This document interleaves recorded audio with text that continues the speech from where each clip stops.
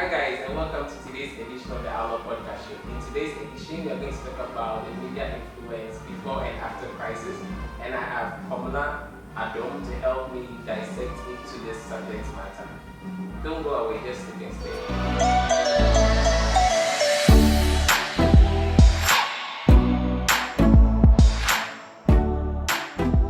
So, talking about Komla, the only thing I know about him is that he works with JOYNEWS and he's also a news anchor with them. That's the only thing I know. So we are going over to him for him to describe to us the other things we also don't know about him. Is better, right?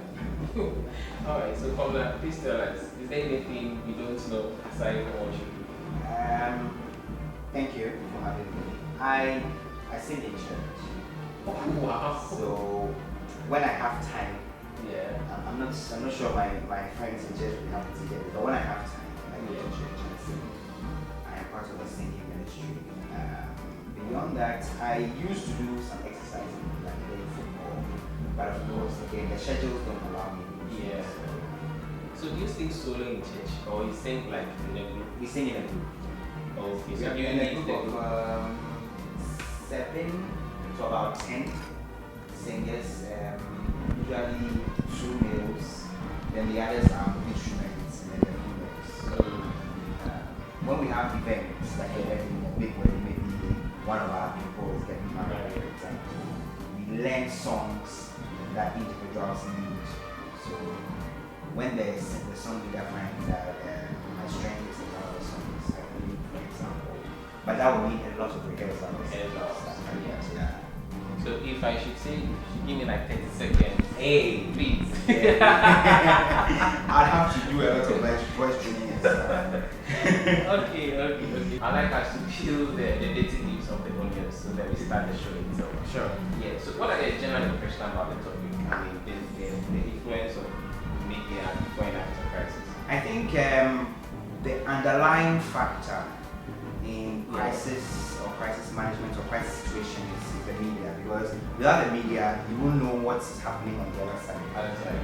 And essentially the media is the platform that sets the stage, provides information for those on the other side to know that this is what's happening here.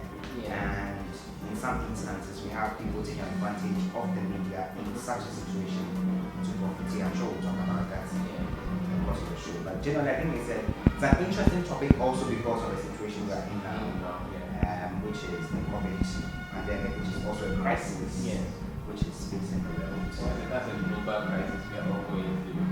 So from your experience or from your field of expertise, when we are talking about crisis, how would you guys define crisis? Because we have personal crisis just from the ground up. So without sounding bookish, crisis is any adverse situation, any situation that leaves a group of people in a bad state. So women and children, for example, being left as a result of war is a crisis. What we are facing at the pandemic, where countries are literally on their knees because their economies are breaking apart, their health systems are overwhelmed, etc. That is a crisis. So anything that leaves a group of people on the bad side, leaves them worse off than they ordinarily would be, is a crisis situation. Okay, so I would say that from where you come from, do you guys brainstorm on the kind of situations or stories to go after? Because I think that being a journalist, everything there you're going to cover is sort of like a crisis. So how do you categorize or how do you grade all these crises before, knowing so the underlying factor there will be the impact of the sex situation. If the crisis is impacting a lot of people, then you throw a lot more focus on it. So if, for example, there's an accident that has killed 2 people, we know that even one life lost is a big deal. Like an accident has killed 2 people, for example, and then another situation has claimed the lives of 10 people. You obviously place premium on the one that has taken the lives of 10 people because of the magnitude and the impact it will have on the society. Okay. So that means that you guys pick the ones which will give you more engagement on. That would be one, but the one that would resonate more with a lot more. Yeah, that's what I mean. Yes. Oh, okay. So what has been your personal experience when it comes to, so let's forget about your field and personally, when it comes to crisis, what has been your personal experience? So there's been quite a number. Personally, you have issues during your education, for example. Yeah. You have issues growing up also, where maybe you're from a poor background, you have to struggle your way up. You go through a number of issues at every stage of your development process. Yeah. That's crisis. I've gone through some of those, Yeah. myself and my family, etc. Mm. But we've emerged from that stage, and now we're at a stage where, on a personal note, you're battling your career fears, you're battling, dangers unforeseen in your field of work, because people have been killed in their line of duty, people have been maimed, people have lost their families because they are being targeted by the bad people. So you have some of all these fears you are battling individually, and at night when everybody is asleep, you still are alone with your thoughts and dealing with your fears. Sometimes it gets depressing if you do not have a support system that will help you. I think by and large we are getting by. So this is about you. Yes. Okay. So now, what about your experience in your field of work in terms of national scale? Like maybe you're covering a national story, which is also a crisis, like maybe a national crisis. I mean, what has been your experience? Has it been daunting? I mean, has it been that threatening? Of course. I mean, whenever you step out as a journalist, you create two scenarios. One of the scenarios is that you may go and you not get a story. Yeah. The other is that you get a story, but you'll be left traumatized, you'll be injured, or you would find some situation, an accident or something in the course of duty. So when you go out, and especially when it's related to disasters and crises, it's always the case that we journalists, we keep an open mind first of all, even though we know in our hearts of hearts that this is a danger zone. The threats are magnified. For example, the atomic explosion recently, the moment the fire began. I think you were on the film. Yes. Yes. The moment the fire began, you get calls from your editors because they know you live around. They want to know how close are you to the place so you can be deployed to go and then give a situational report, for example. You are going there, you know that it's an explosion. There can be secondary explosions. I mean, you can be caught in the center of it. You can be run over by a speeding car because there's cloud, there's smoke and everything. So you are going there knowing that this is a danger zone, but because of the obligation to the audience, you want to go and then give them the story as it is and then think about the consequences later. It becomes challenging a lot of the time. Wow, I'm tempted to ask. So sometimes you go there with your team? Of course, yes, you have to go with the team because you can't do it alone. For where I work, JOYNEWS, we are a multimedia platform. So we do radio, we do television, we do online, and then do digital, stuff. So you need to go with a team. On days where the other team members are unavailable, of course, you have to take the lead. Then the team will follow later because you have to get a story. That's the most important. So there are occasions where you deploy alone, you take the lead, you get there. Then so the team you're supposed to use your phone or something to record? Yes. The most available gadget is what you use. Of course, the phone has made life very easy for all of us, so you just need a smartphone. Steady yourself and get some very good shots. For radio audiences, you record the sound bites. You send them to a system that somebody can work on in the office and then they broadcast. Wow. So now we are delving deeper into the subject. So what has been your experience when it comes to media handling crisis in relation to political agendas or political areas like that? Because I'm sure that sometimes the crises you guys cover sometimes are politically inclined. So how do you guys distinguish that, okay, if we should go here, it's really going to give us more news, more engagement, but it's also very dangerous because looking at the setting of the area. Yes. Yeah, it happens. So a colleague of mine 7-8 years ago was caught in the center of a crossfire at a political event. Wow. He has been left permanently maimed. He has a spine issue that has not been able to be corrected. It was a political event. I think there are people around, he's a journalist. Sometimes when you get to these event zones, because of the agitation and the anger and the pent-up feelings, everybody wants to get their pound of flesh. So in the event of trying to get their pound of flesh, perhaps against the opponents, they smash everything that comes in their way. And if you are a journalist, you are a policeman, whoever you are, they come in the center of them, they run you over before later realizing that, oh, of course, this guy was not part of it, he was a journalist. But at that time, it would have been too late. So sometimes when it's political, and we know the political climate, especially when it's elections, very charged, the stakes are so many notches higher, the coverage plan is different. Then you have provisions in place, maybe security, so that when you go there as a team, you have a security plan. So maybe you go without your cameras first of all, you survey the area, you do secret recording. If you know the place is a very charged place that people will be agitated when they see the camera, use a secret camera for example. And they always tell us that your life is more important before the story. So if you get to such a zone and you realize that things are getting out of hand, your life is under threat, you have to move, you can easily evacuate. So it's not probably compulsory for you to get some letter or some basic information about it. Okay.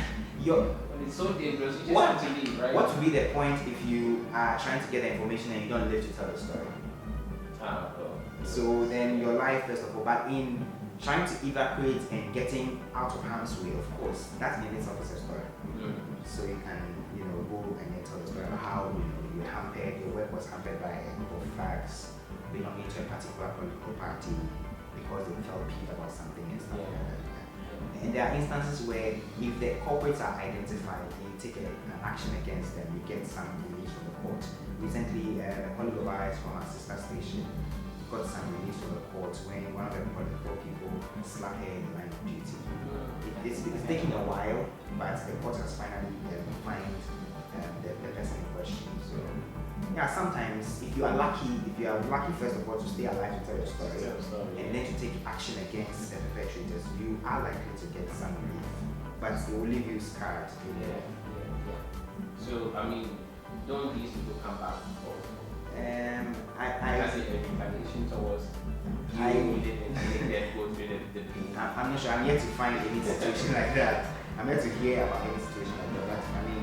But half of the time they show remorse because upon reflection they realize that after you were an innocent person in the center of the whole front and you really did not deserve it. But okay. So what about instances when it comes to any sector? So it could be educational, it could be banking, it could be anything at all. Politically and these, politics and these industries go hand in hand, right? So I just want to know, sometimes does it conflict with you guys' interests? Because I know your interest is to cover the news, cover the story. There are conflict situations in probably every sector, but then I think the overriding principle there will be what do the people want, what the interest of the places. For example, we've recently been talking about the banking sector crisis. Everybody's interested because money matters to everybody. But when you compare that crisis situation to a situation where, for example, there is an earthquake and the whole community has been wiped away, like 200 people in the community have been wiped away. You want to prioritize that because it involves human lives. The banking sector crisis is hard enough, but you have people still living to tell their stories. They can always recoup their monies, and stuff like that. But lives cannot be brought back in. So you want to focus more on the impact of that disaster on the community. The lives of families who have lost their relatives in that disaster. And many people want to connect. They will connect to that because human lives are involved. And anything that relates to people directly, people want to hear about them, so they want to prioritize that. And so sometimes it becomes difficult choosing between which of the crisis situations will matter to your audiences most and you focus on. Sometimes it's a gamble, you just choose whichever one you go with. You hope that your fans or your audiences will find it. So how true is it when it comes to independence in the reporting?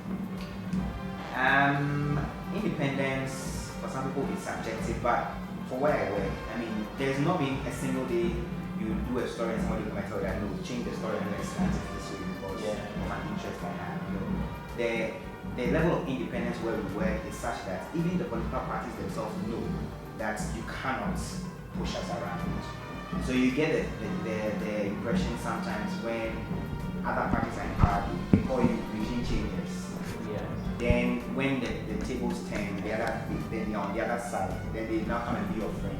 So it paints a picture that, okay, this report, whatever I say, the report is anyway, it depends on you on the other side and how you are observing the situation. Because the political parties, they always want something that will benefit them anyway. Yeah. So once it doesn't benefit them, then you are the bad guy.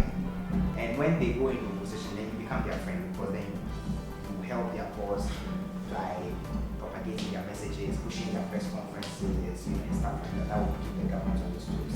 So it's here and there, but for a while, the independence is on another.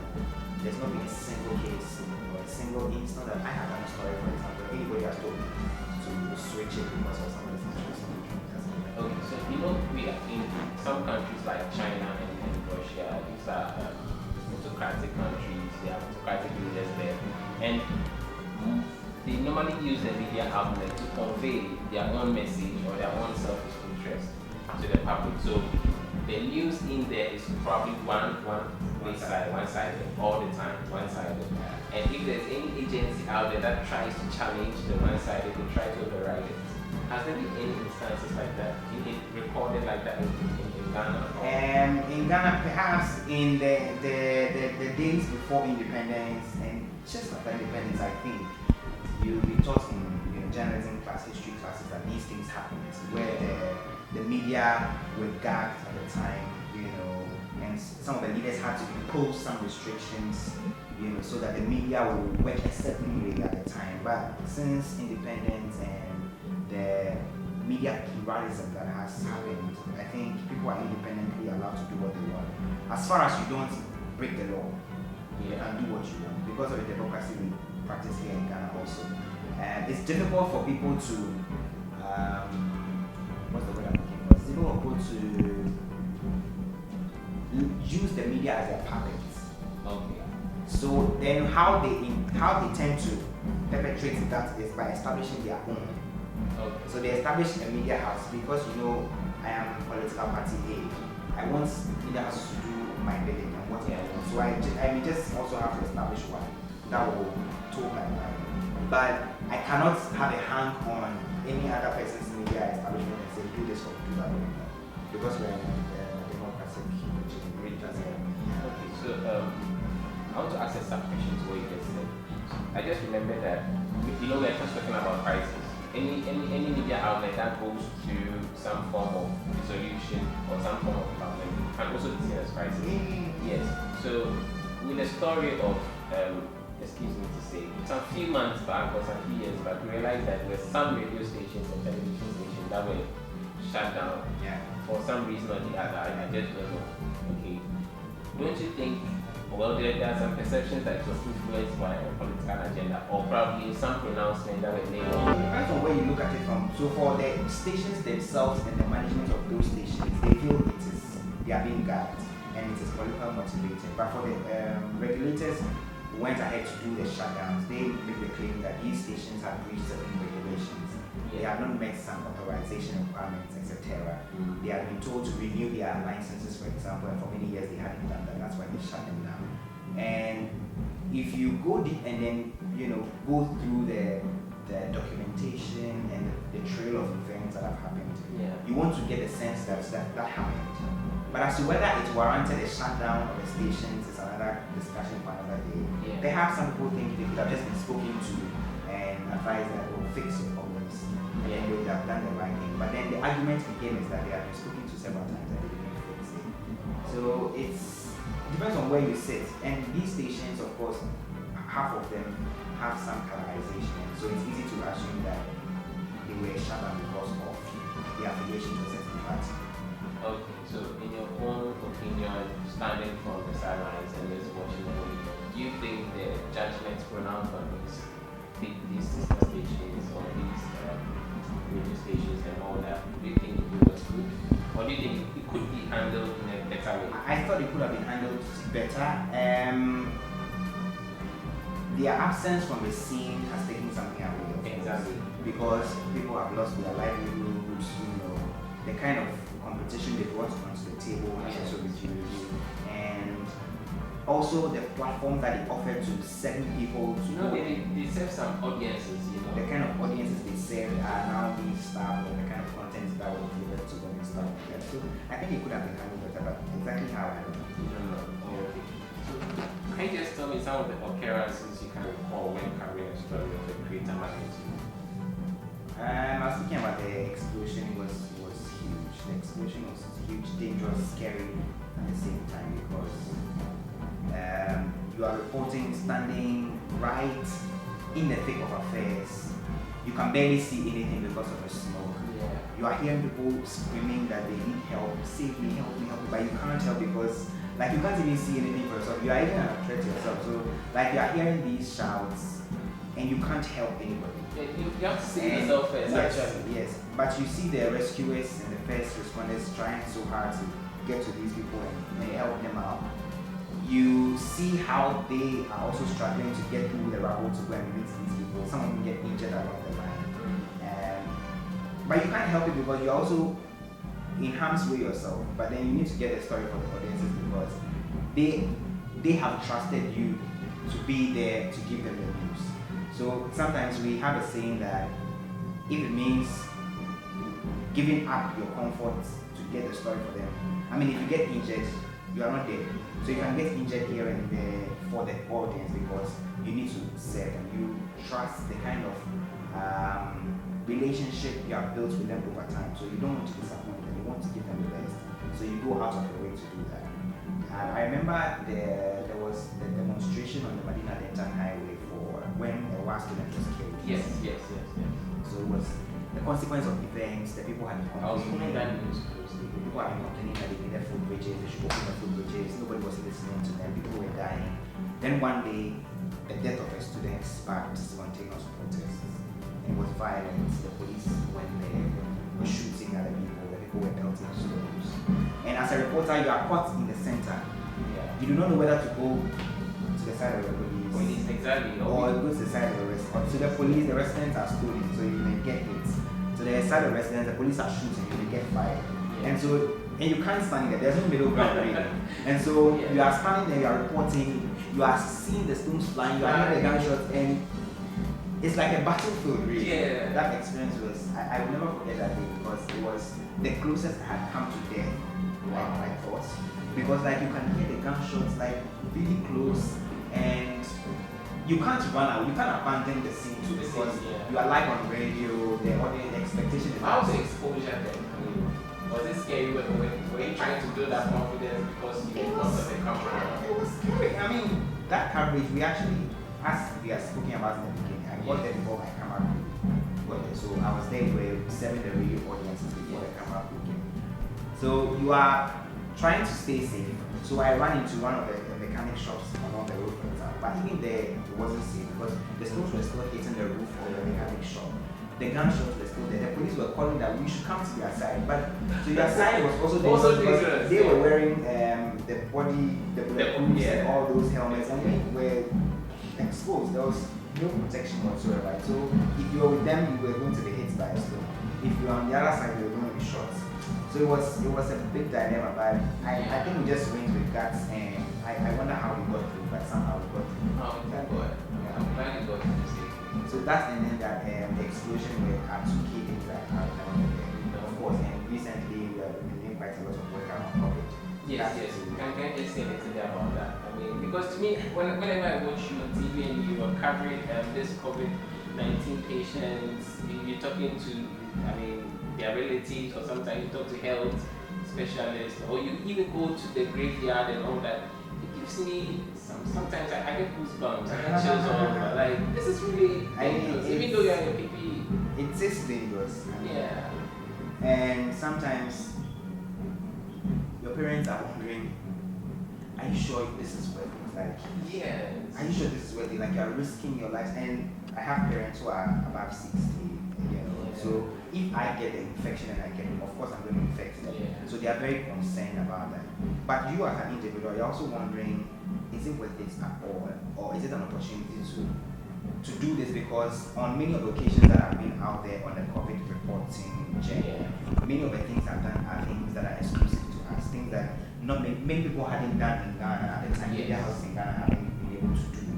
So, for example, when we gained access to the treatment center to meet the patients, we had only seen on international networks people, showing their owners, people who were selling stuff like that. In Ghana at the time, we hadn't seen much of that. So I thought going that close, getting to hear from these people to understand what was going through their mind was a good idea. So when I was told about it, I thought about it for a minute to decide whether I wanted to do it. And when I decided to do it, of course, you give your all. So we did that. Then there was the other part where we had to go and bury the people who had died. Because again, people were complaining that we don't see the people who are being infected, we don't see the people who are dying, so it is not real. So I thought that, okay, if there's an opportunity to do this, why not? So you go with the teams. Very dangerous journey because you are chasing, you are following the officials who are going to the burial in a convoy. And the people are sitting compromised actually. The people are sitting in the bucket of the pickup. Then we are going through the city, the sirens are blaring and stuff like that. From the mortuary where you see families helpless, just wailing and weeping because they can't also get too close to the body, so they are just weeping and wailing on the side. You get to the cemetery proper, you see these health workers panting and gasping for breath because they have to carry the caskets from the entrance of the cemetery to where they have to bury the people. That's also like a chore. That's a lot of work. And they constantly have been complaining about inadequate logistics to do some of these things, but nobody listens to them. And so when you get to the graveyard, I've been to graveyards, before, but this is the first time I have been to a graveyard where I'm going to bury somebody I have no idea who he is or I have no close relations with the people. But it was still scary because these are people with, even though research is yet to establish the level of infection of dead bodies to people who are living, it is always dangerous according to what we've been told by health experts, and so the precautions have to be taken. Even though you take the necessary precaution, there's still that 0.1, 0.2% loose end that the infection could get you. So you're always having that at the back of your mind. But of course, the story, getting a certain story, like a good story also is on your mind. So you put that together and you try and just make do with what you have under the circumstances. Okay. And half of the time it works. It works. Yeah. Okay, so let's talk about safety then. When it comes to the media influence in terms of crisis, how safe is the media?